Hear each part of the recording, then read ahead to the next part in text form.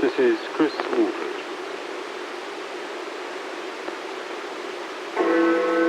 US forces have tonight hit targets near the Strait of Hormuz, saying the strikes were a response to an Iranian attack on a commercial ship in the strategically important waterway. Search and rescue efforts are ramping up in Venezuela, where two powerful earthquakes are confirmed to have killed more than 900 people. More than 50,000 others are feared missing. The UK has recorded its hottest ever June temperature for the third day in a row. President Trump's former National Security Advisor John Bolton has pleaded guilty to mishandling classified documents.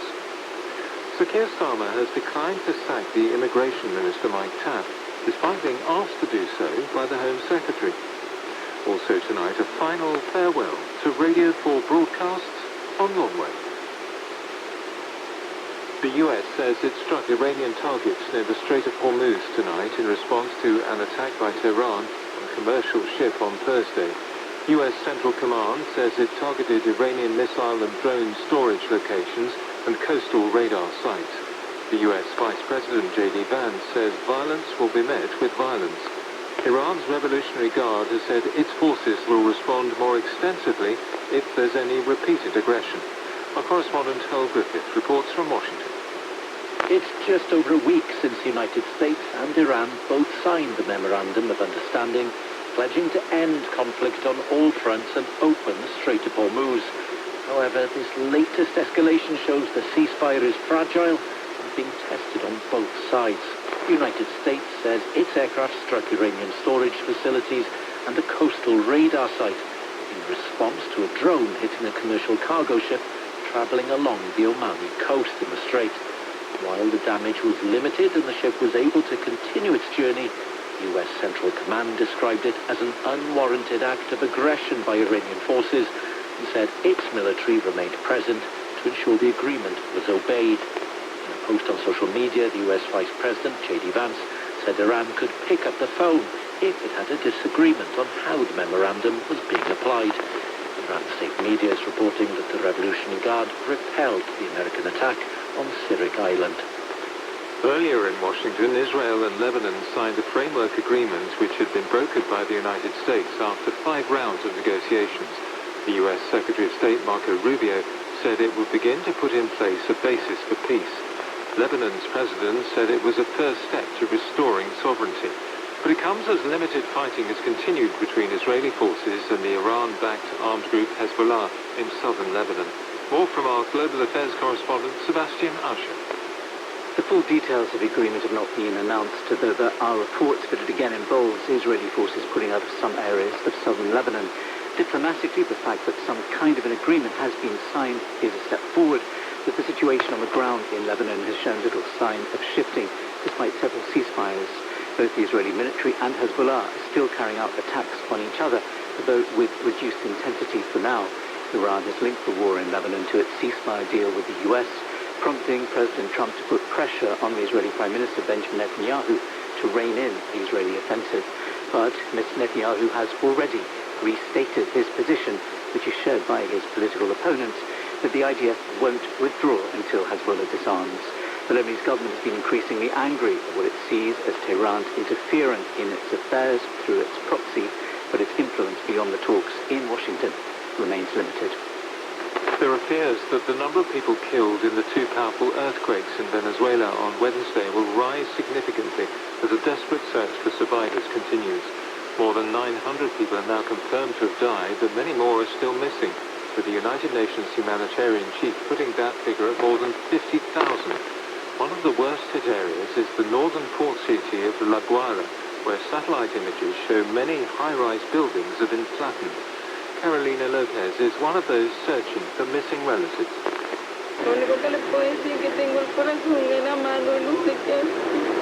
The only thing I can say is that I have my heart in my hands and I don't know what to do. That's the only thing I can say. I ask God for everything. There, where you see that destruction, nothing. I don't know where he is. There have been some moments of relief, such as this rescue of a woman pulled alive from the rubble earlier today.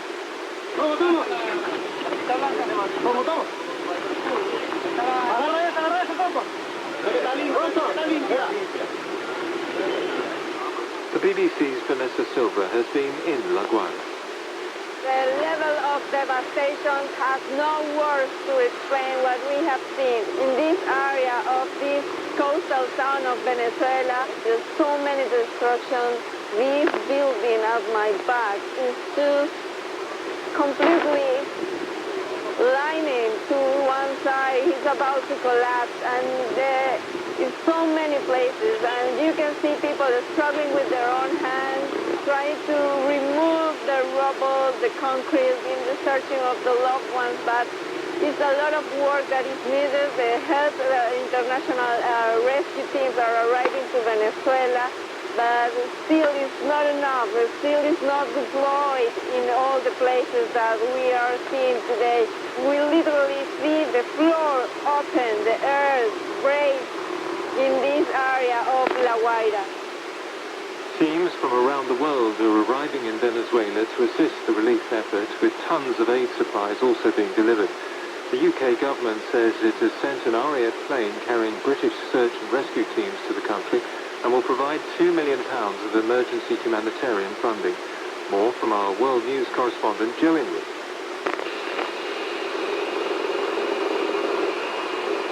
Working by torchlight, rescue teams in Caracas use angle grinders and their bare hands to search through the wreckage of collapsed buildings.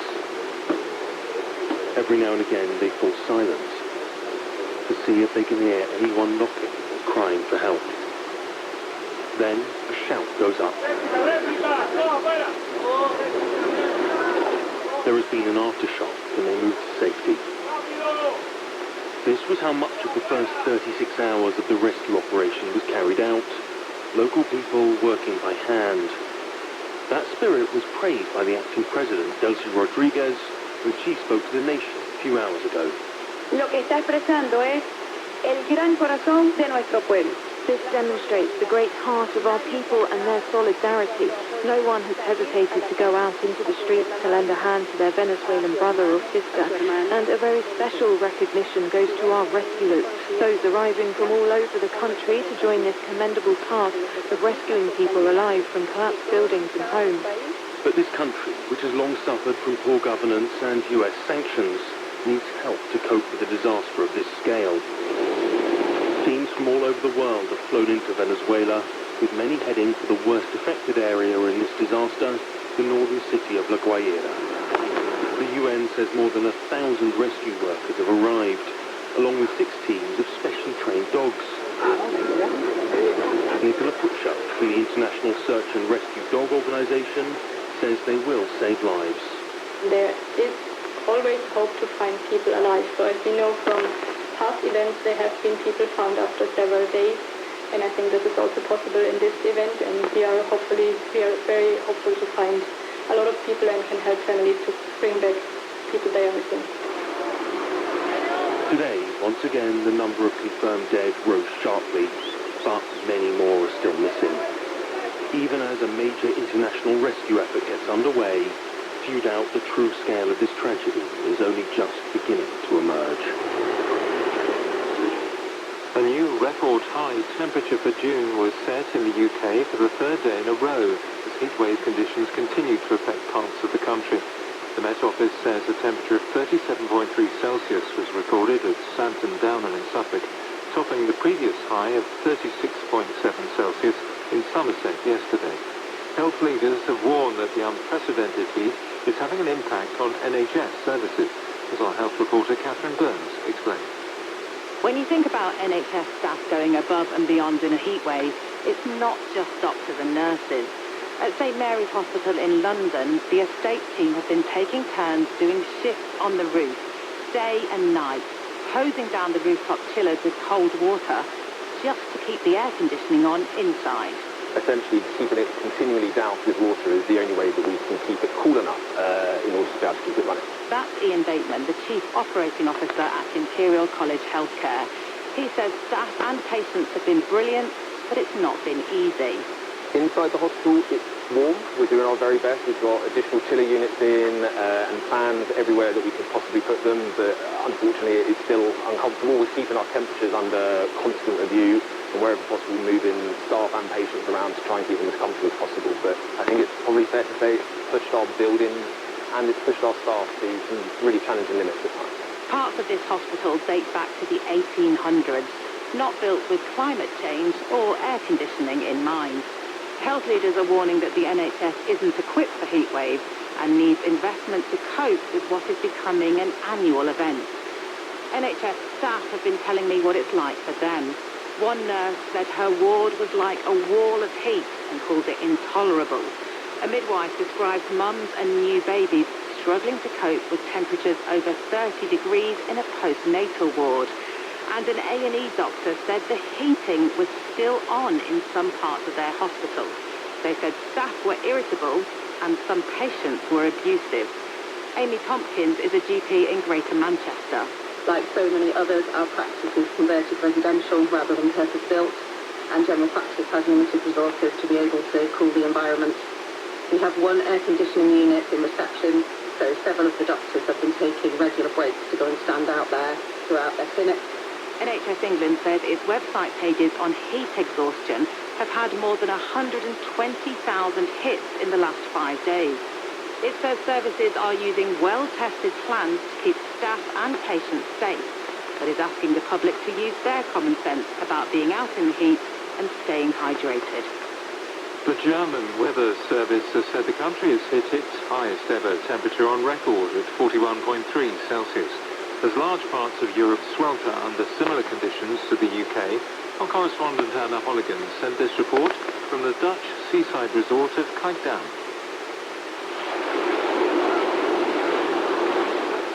On golden sand, stretching across the North Sea, toddlers splash in the waves and families seek relief in the sea breeze. Elsewhere, escaping the heat is far more difficult. The electronic music festival DEFCON 1 in the Netherlands was ended prematurely. At midnight, visitors were asked to leave as a code red weather warning took effect. Fans were gutted. I feel sorry for the people that have come really far. Some people have travelled literally from the other side of the world for like a once-in-a-lifetime experience, so I feel gutted for them. But I understand as well because it's so hot. Organisers said they simply couldn't take the risk. We were in the tent yesterday and you couldn't even dance. Everyone's pouring sweat, everyone's exhausted. You couldn't do it, and that was 31 degrees, so 37 today. Yeah, it's unbearable. Across the continent, the heat is having devastating consequences. In France, a toddler died after being rescued from a car. The Pride March, scheduled to take place in Paris this weekend, has been postponed, while officials in Belgium cancelled their reenactment of Napoleon's defeat at the Battle of Waterloo. The World Weather Attribution Group of Scientists said the record-breaking heat gripping Europe is unmistakably linked to climate change, and such temperatures would have been virtually impossible 50 years ago. President Trump's former National Security Advisor John Bolton has pleaded guilty to mishandling classified information in a federal court. Mr. Bolton, who's become a fierce critic of Mr. Trump, made his admission as part of a deal which could see him go to prison for up to 5 years. More from our North America editor, Sarah Smith. John Bolton amassed various amounts of national defence information in the notes he took when he was researching his 2020 memoir, The Room Where It Happened. He then used a personal email account and a messaging app to share that information with 2 members of his family who did not have security clearances. His email account was later accessed by a hacker allegedly linked to Iran. Under the plea agreement he struck, he will serve no more than 5 years in jail and will have to pay a fine of over $2 million. A former top advisor to President Trump, Mr. Bolton has become one of his most outspoken critics. When he was first charged, he sought to portray the investigation as part of President Trump's push to use the justice system to target his political enemies. Today, he admitted the charges and said he was sorry for it. His lawyer compared the case to the 2023 indictment of Donald Trump for mishandling secret documents he kept at Mar-a-Lago. The judge overseeing that case dismissed those charges before it went to trial. President Trump has threatened to impose a 100% import tariff against any country that targets US firms with a digital services tax, including the UK. The EU has vowed to respond swiftly and decisively if Mr. Trump carries out his threat. The Russian-controlled authorities in Crimea have declared a state of emergency after Ukrainian attacks disrupted fuel supplies. Moscow says the move is designed to keep essential services running. President Zelensky of Ukraine has announced what he calls a 40-day influence campaign aimed at forcing Russia to negotiate. Our Eastern Europe correspondent Sarah Rainsman said this report from Lviv. First, there was fuel rationing and power cuts. Now there's a state of emergency in Crimea as Ukraine steps up its drone attacks on the peninsula. After making this announcement, the Russian-appointed governor, Sergei Aksyonov, had to reassure residents it wouldn't mean restrictions on their movement or a curfew. He said it was about cutting bureaucracy to take rapid decisions. But Ukraine is focusing its military strike on and around Crimea like never before, and that's having a major impact. On social media, people are posting videos of shopping centres with no power and long queues of cars towards the main bridge as people head for the Russian mainland. Even children's summer camps have been suspended for safety. Moscow's illegal annexation of Crimea in 2014 was hugely popular in Russia and a big ratings boost for Vladimir Putin. But for Ukraine, it was the first act of aggression in what later became an all-out invasion. So this intensified military campaign against the stolen jewel in President Putin's crown is highly symbolic in itself. But it is also part of a wider push to increase pressure on the Kremlin and to force Vladimir Putin into peace talks before Russia gets better at intercepting the drones. Sir Keir Starmer has declined to sack the Immigration Minister Mike Tapp, despite being asked to do so by the Home Secretary. Shabana Mahmood argues Mr. Tapp has broken collective responsibility and breached the ministerial code by writing a newspaper article without consulting her first. Our political correspondent Damien Grammaticus is following developments. Sir Keir Starmer's intervention is a sharp rebuff to his Home Secretary. Downing Street said it was not for any individual Secretary of State, but for the Prime Minister alone to decide if someone had broken the ministerial code. Mr. Tapp, the Immigration Minister working under Shabana Mahmood, had written an article about her signature policy to make many who come to the UK wait longer before they can apply for permanent residency. He said, to be fair, it should not apply retrospectively to those already here on care worker visas. He had not cleared the article with her. The spat highlights the fractured relationships in Sir Keir's government. Mr. Tapp has been a staunch defender of the Prime Minister.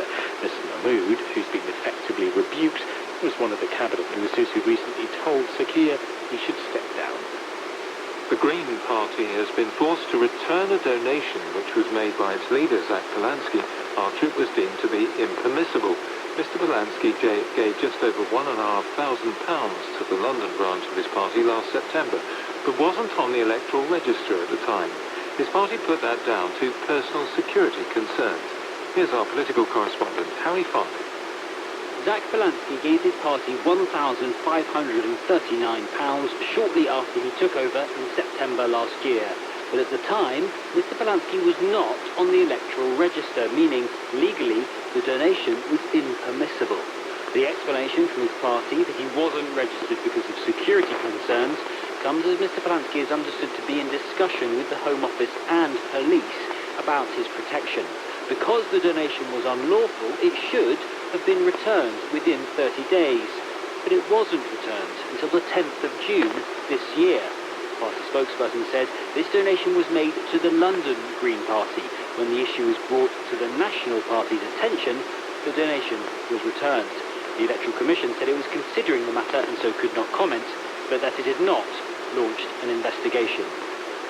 The court has lifted reporting restrictions that prevented the media from identifying 13 men who were charged alongside a husband who is accused of conspiring with others to drug and sexually abuse his wife. The husband and 12 of the 13 other suspects are due to go on trial in Manchester later this year. Our North of England reporter Rowan Bridge listened to proceedings at Manchester Minchell Street Crown Court. The husband in the case is in his 60s and from the Stockport area of Greater Manchester. He can't be named to protect the identity of his wife. Of the 48 offences he was charged with, he's admitted 15, including rape, but will stand trial on other allegations. They include conspiring with other people to drug and rape his wife. This morning, the judge lifted an order allowing us to report more detail of the case. 12 of the 13 co-defendants have pleaded not guilty. They're Philip Wilde, Sean Pears, Jonathan Kirk and Robert Stewart, all from Stockport. Jordan Wallace and Alan Keelan, who are both from Manchester. Mohammed Sabir of no fixed abode. Graham Brewen from Northwich in Cheshire. Richard Townsend from Rochdale. Carl Lindsay from Taunton. Daniel Rayner from Whitstable in Kent and David Graves from Ilkeston in Derbyshire. Between them, they face a range of charges, including rape and conspiracy to rape. A 13th co-defendant has pleaded guilty to 4 charges. Keith Fotheringham, who's from Dundee, has admitted, among other offences, conspiring to rape and conspiring to drug the woman at the centre of the case. Those who've pleaded not guilty to offences will go on trial in Manchester in September. Downing Street has said it is very concerning that a US fighter pilot stationed in the UK avoided trial under English law for strangling a woman in Cambridge. Captain Jacob Wolfson was tried at an American military court by a panel of 8 male Air Force officers, despite the incident taking place while he was off duty. Our UK correspondent Daniel Sanford reports. Sarah Steele waived her anonymity to allow the Guardian newspaper to highlight the concerns raised by her case. The Cambridge academic met Captain Jacob Wolfson on the dating app Tinder and agreed to go to see the fighter pilot at his flat in Cambridge. But there he strangled her during sex, which she said was not consensual. When she reported it, Cambridge Constabulary allowed the US military police to take the lead in the investigation. Wolfson was tried by an all-male American court-martial panel, which found him guilty of strangulation, but acquitted him of non-consensual sex. Sarah Steele told the Today programme that the panel then took into account Wolfson's military record when passing sentence. They were raising in his mitigation how many people he's killed, supposedly to get him a lower sentence for committing a serious violent crime against me. Under an agreement made in 1951, members of US armed forces based in the UK will be prosecuted by the Americans for offences committed on duty or against other US personnel. Other offences can be prosecuted in the UK courts, but police forces are still required to give sympathetic consideration to requests by the US military to prosecute their own staff. The Prime Minister's official spokesman said it was very concerning that this case never reached the Crown Prosecution Service for a decision on whether it should be prosecuted under English law. The Justice Minister, Jake Richards, agreed the case raised questions that he would now look at. There are issues around military courts, whether that is in America or indeed our own, and how that interplays with our criminal courts and our civil courts. That's always an area that we look at. The Minister said he'd make sure there was a thorough and objective review of the case. A former Cambridgeshire police officer has been found guilty of misconduct in public office after creating what prosecutors described as a toxic WhatsApp culture.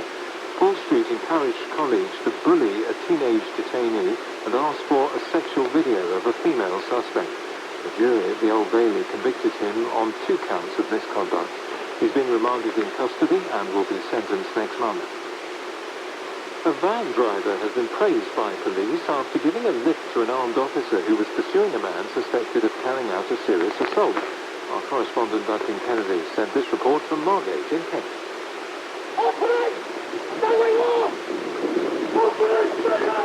Tuesdays in Margate don't normally play out like this.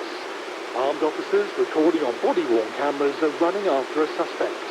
But it looked like the alleged culprit was hot-footing it to freedom.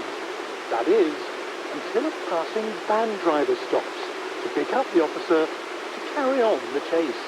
Going down here towards the viaduct. Get back, get back. Go, go, go, go. Go, go, go. Cheers, buddy. Follow that police officer. Go first. In a reverse of what usually happens in the movies, where the cop commandeers the car, this van driver was in full pursuit mode, happy to help the police chasing the man suspected of carrying out a serious assault. If you just go past him, keep going past. Keep going past. Stop here on the right. Stop. Don't move! Put your hands on your head! The wheels of justice have rarely turned so fast. With the chase over and arrest made, the officer thanked his obliging new recruit. Please go. No problem. Glad I could be at service. Cheers, buddy. We'll get on with doing the rest of it. Thanks very much for your assistance. That was quite exhilarating. See you later. Hopefully the rest of your day's a bit calmer. Yeah. Cheers, guys. Cheers. See you later. Kent police say the van driver, who hasn't been named, should feel proud in what's clearly a case of a good Samaritan doing his bit to drive down crime. In cricket, on day 2 of the third and deciding test match of the series, England brought themselves back in contention against New Zealand at Trent Bridge. England took all 10 wickets for 121 runs to dismiss the tourists for a first innings total of 438. The returning captain Ben Stokes ended up with 4 wickets. In reply, England's opening batsman Ben Duckett hit an 88-ball century to lead this side 223 for 2 at the close, trailing the tourists by 215 runs with 8 wickets in hand. Radio 4 broadcast on longwave will end in just over half an hour's time. The BBC began broadcasting on the frequency from its original transmitters in Daventry in Northamptonshire in 1925, before switching to a new transmitting station in Worcestershire. Our media correspondent David Sillito. Ready for number 3. All ready. Right, let her go. 1934, the beginning of an engineering marvel. Stand by to run up the high-tension machine. The powerful long-wave transmitter masts at Droitwich, 213 metres high, along with 2 sister stations at Berghead and Westerglen in Scotland, ensured the BBC was a truly national service. It is the national programme to London, radiated by the new long-wave transmitter at Droitwich.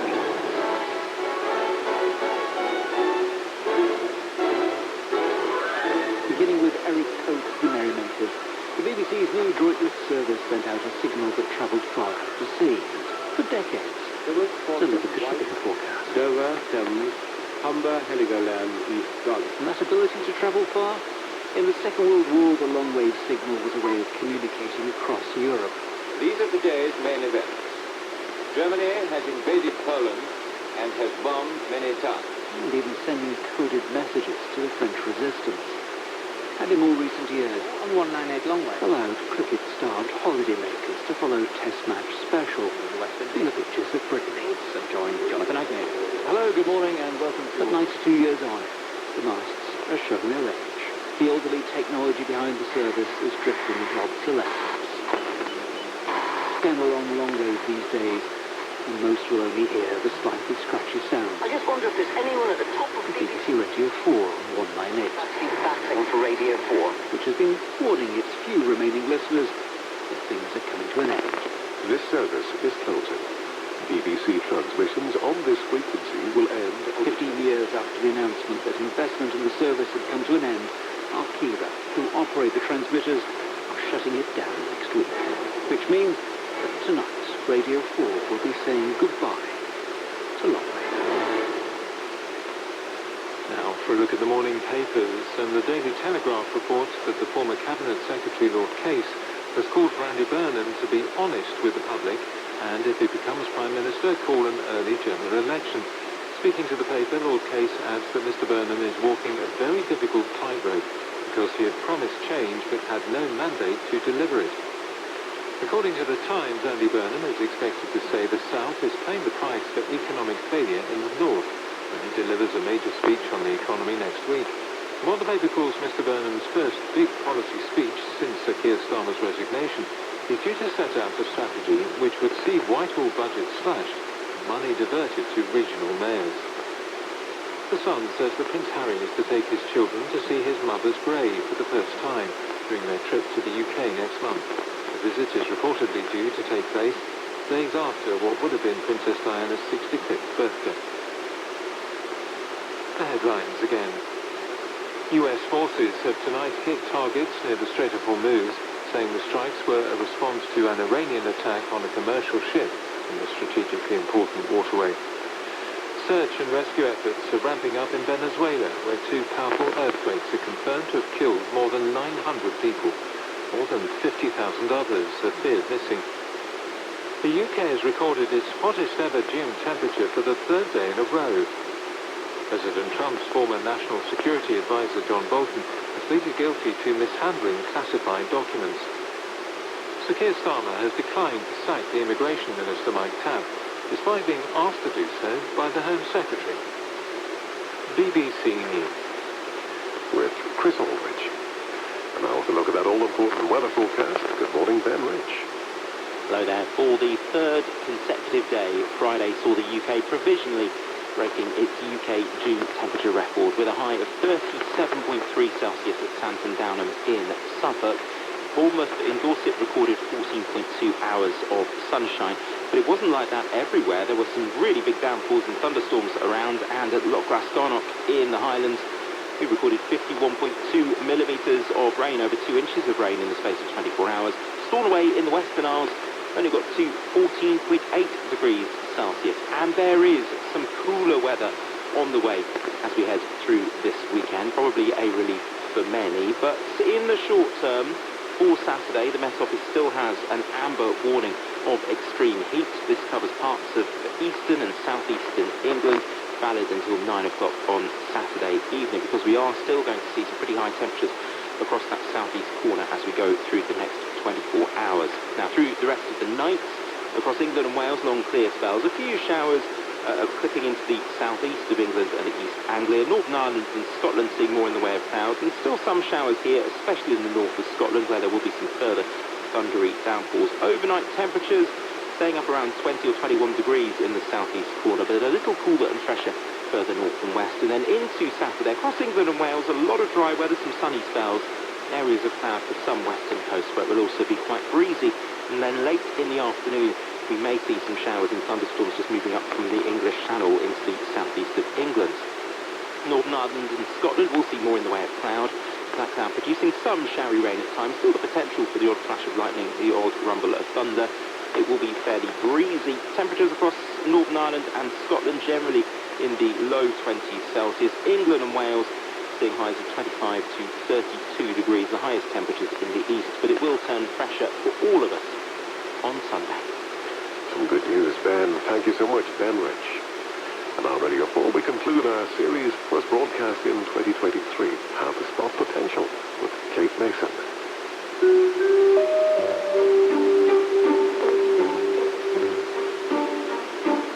I'm just going to test my own potential now.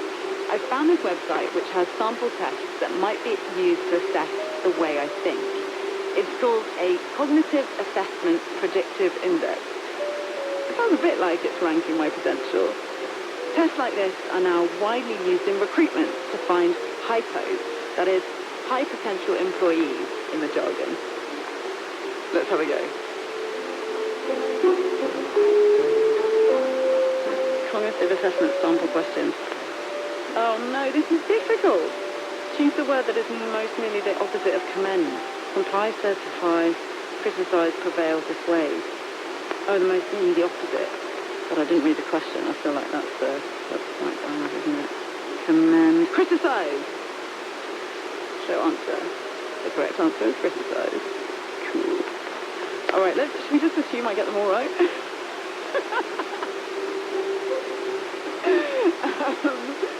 Oh my goodness. It's like a verbal and pictorial reasoning thing, isn't it? It's like one of those things you did at school. Two figures above share a common feature. One of the figures below does not share the same feature. Which figure below does not share this common feature? Oh no. Oh, it's A. I can handle that. 20. Correct answer is 20. They've done some stuff about maths again. Question 7 of 7, thank God. Which of the figures below the line will replace the question mark following the sequence of figures showing? It's been a long day, potential spotters.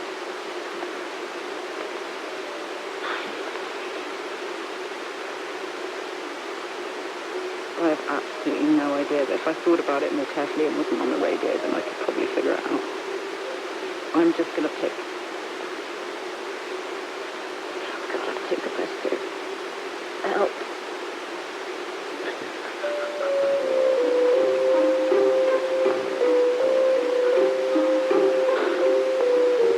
It doesn't say whether I'm good or not. But basically, there's a chart at the end that says if you do well on the answers, I think you're like a strong fit for the organisation, whatever the organisation would be. Should I argue with these results? Unclear. How useful are they? They just made me feel quite good. They're not giving me a hard sense of something like, say, my blood cell count, although one of them that I've looked at does basically say if I'm good at maths or not. Which, I don't know, if I wanted to show potential as an actor or something, it probably wouldn't be that relevant. It's not, there is a scale that says, like, if this is above or below average, so I suppose that is useful. In this series, we found lots of different ways of tracing potential in sports, music, education, and in work. If you've missed them, do go back and listen by searching How to Spot Potential on BBC Sound. So there's phenomenal potential in the human brain, and the story of that potential is what opportunities you get, how you get to grow your brain, develop your brain.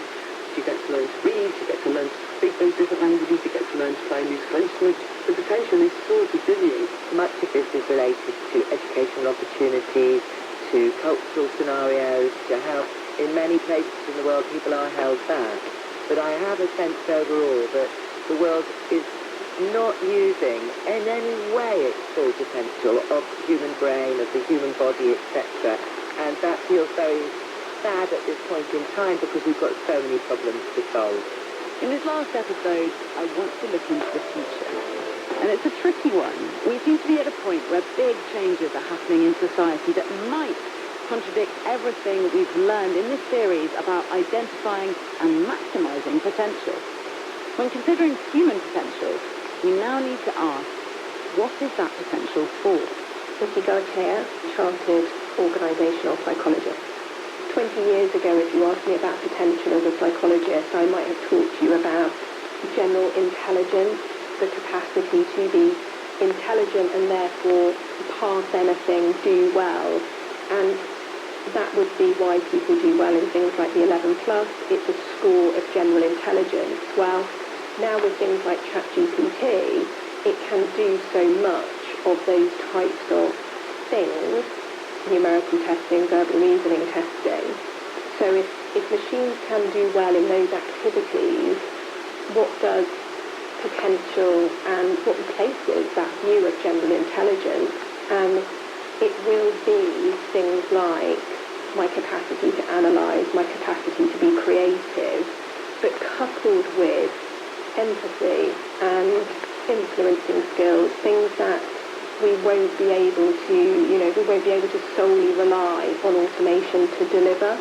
Nikki is thinking about what the growth of technology means in the workplace and how it moves the goalposts. This year, the World Economic Forum released data in relation to the business skills that we need to have alongside automation. And they were highlighting that at least 34% of all of the organisations they'd surveyed had an element of automation in roles, and in the next 5 years it will go up to 42%. And if we've got 42% of many roles globally in the workplace having an element of automation, then potential will start to evolve. It's really the question of, if the machine can release some potential in so many ways, what can the human do? And what that machine realised human potential of the future might be, and how we get there, is also being considered much more widely, far beyond the world of work, across subjects as diverse as medical science, computer gaming, and space exploration. I'm Ghislaine Boddington. I'm a reader in digital immersion at the School of Design at the University of Greenwich, and I also run the Creative Collective Body Data Space. At the moment, I'm looking at the augmentation of the body, potentially to support us through life, a kind of scenario where we have an ally or a companion or a co-worker working with us. Ghislaine's investigations are part of global research, taking in both the practicalities and ethics of technological advances, and thinking about how our potential could be augmented or realised in all manner of our lives through the creation of digital twins.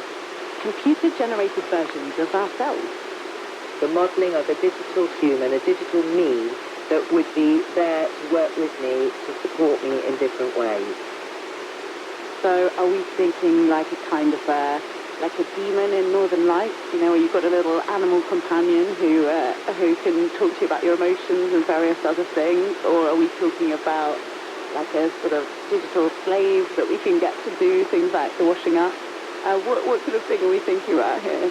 The demon example is very good, actually, because we are talking here about something that would be with you all the time. And my concept is based on having a real-time virtual body interface that's with me from birth, grows up with me and learns about the world alongside me, advises and supports across many aspects of life, could be mental health, could be supporting your work, fitness, etc., and actually collaborates with me on my work, on my social life.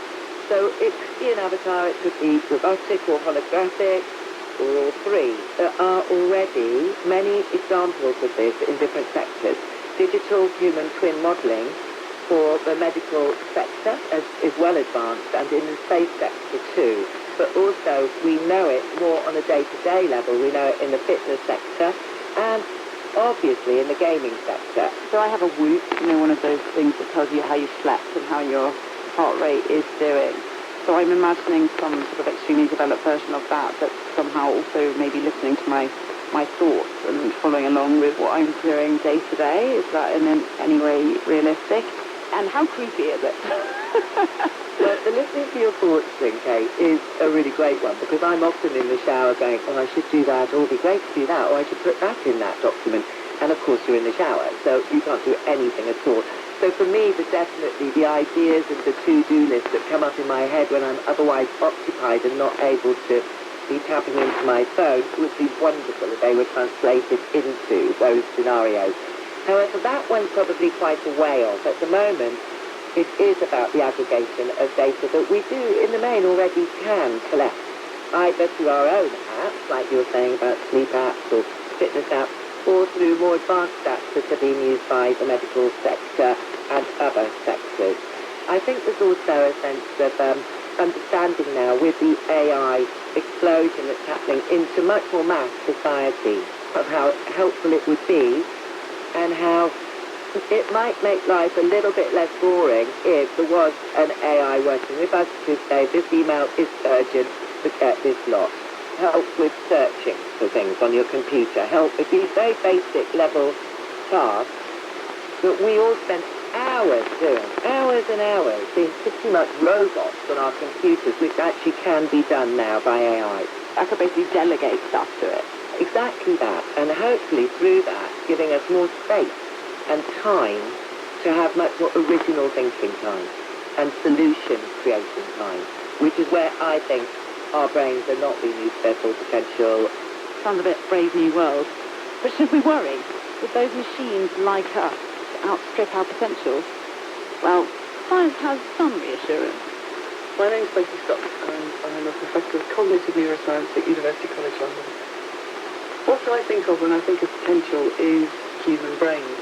And the reason why I think about human brains is they're kind of like a machine for potential. You've got 86 billion brain cells. They're what you're born with. You're born with almost all the brain cells you're ever going to have. You don't learn and change by growing new bits of your brain. You learn and change by remodeling the connections between those existing brain cells. And this is giving you a sort of a computer of extraordinary power. All computers have got a limit to how much memory they have. There's no limit to human memory. There's no limitation on the number of languages a human can learn to speak. The limitation is time. Human brains are unbelievably full of potential. It's also the case that there is substantial evidence for individual differences along lots of different parameters. Thinking about the language example, there's quite good evidence now that some people are really good at hearing differences in speech sounds from other languages, and other people are really good at learning to produce them, and they're not necessarily the same people. They're two different ways in which people vary. But that's only going to be found out if you have that opportunity. It's a case of both, I think, embracing and giving the potential to everybody to find out what their brains can do. And there might be something really particular, very special about your brain well, I hope you get the opportunity to find out about it. Throughout this series, we've considered potential largely in young people, from spotting teenage sports stars or musicians to entering university and getting on the career ladder. But satisfyingly, Sophie says it's not all about them. You are going to be better at learning a new language when you're a child, partly because you don't have to go out to work for a living and things like that, but also there does seem to be a sort of critical period for really getting good at speaking a new language, for example, at that age. But actually, although there's some individual variation, most people will be able to pick up a new language with time and with desire to do so throughout their whole lives. Your brain is plastic, it's flexible. So there we have it. Human potential is boundless, not constrained by age, and, despite current concerns, unlikely to be killed off by technology. The search for potential is intertwined with what makes our lives interesting. It makes us curious and leads us to the question, what next? And while it might be an individual trait, it's also something that relies on others, those who give us a chance, see something in us, spot our potential.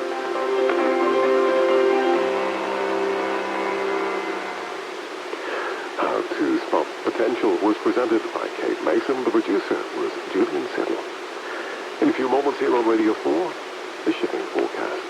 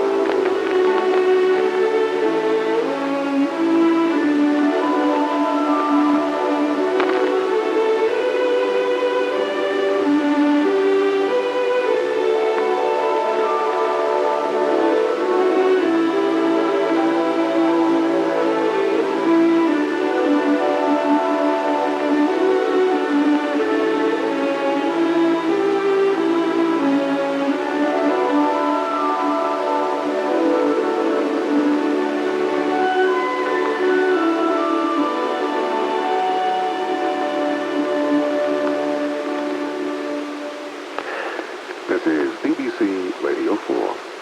Now, the shipping forecast issued by the Met Office on behalf of the Maritime and Coast Guard Agency at 0015 on Saturday, the 27th of June, 2026. The general synopsis at 1800.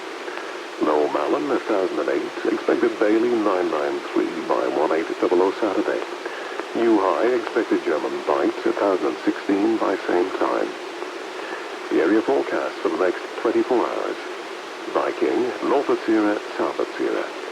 Variable 2 to 4, becoming southerly, 4 or 5, occasionally 6 later. Showers and fog patches, moderate to good, occasionally very poor. 40s, Cromarty, 4. Variable 2 to 4, becoming south, 4 or 5, occasionally 6 later. Showers, thundery at first with fog patches, moderate to good, occasionally very poor at first. Time, Dogger. Variable 2 to 4, becoming south, 4 or 5 later. Showers, thundery and Dogger, good, occasionally poor. Fisher. Variable 2 to 4, showers, thundery later, fog patches, moderate or good, occasionally very poor later. German Bight, Humber, Thames, Dover, White, Portland. Variable 2 to 4, thundery showers, moderate or good, occasionally poor. Plymouth, south veering southwest, 3 to 5, showers, good, occasionally moderate. Biscay.